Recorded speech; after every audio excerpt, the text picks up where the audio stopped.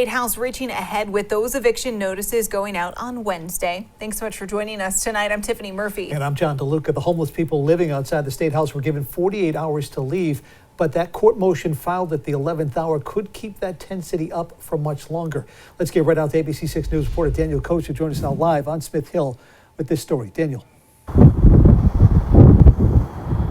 And John, that tent city that you talked about is still holding strong here. I'd say there are about 24 tents, and you can see a whole bunch of them that are lining from the steps of the State House behind me all the way down to Smith Street. And technically, these tents in this community only has 10 more hours ordered to vacate the premises by 9 a.m. tomorrow, but one attorney is fighting to make sure that that does not happen.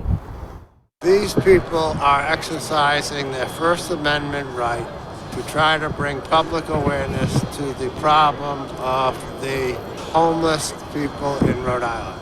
Attorney Richard Corley spearheading the temporary restraining order given to the state that would disrupt the governor's plan to push people off the steps of the State House, handing out eviction notices Wednesday. I thought it was pathetic.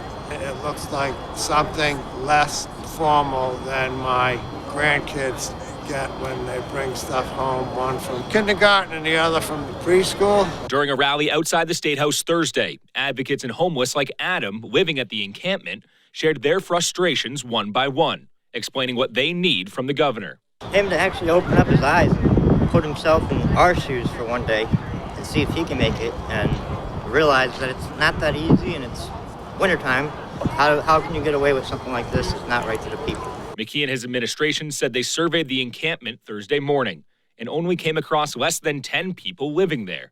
2 were already accommodated and more plan to be by the end of the day, after the governor's team found housing for 7 people Wednesday. We gave them 48-hour notice, and we're going to live by that.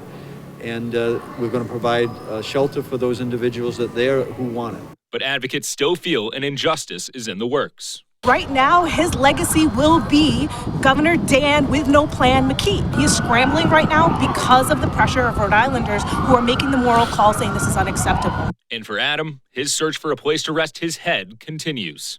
I don't know yet. I'm trying to get my own place, but it's hard because no one out here will rent to you if you have an eviction or anything like that. And it's very hard to get an apartment without a job or an income.